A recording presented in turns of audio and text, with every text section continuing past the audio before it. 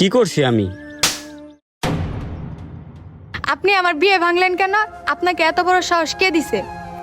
আমার বিয়ে ইতালি ছেলের সাথে হোক কিংবা সরকারি ছেলের সাথে হোক, সেটা পুরোপুরি আমাদের ব্যাপার। আপনি কেন এটার মধ্যে নাক গলাইলেন?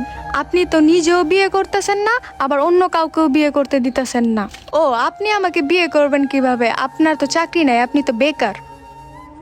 দেখো, যার জন্য চুরি করলাম সেই আমাকে চোর বলে। আরে আমি তোমাকে ভালোবাসি, তুমি আমাকে ভালোবাসো, আর তোমার বিয়ে হয়ে যাইব, এটা কি আমি মানতে পারি বলো? এর জন্য আমি বারবার তোমার বিয়ে ভেঙে দেই, আর তুমি আমারে বেকার বলতাছো? দেখো, আজকে হয়তো আমার ভালো একটা চাকরি নাই, জব নাই, কিন্তু একটা সময় আমার সব হয়ে যাইব।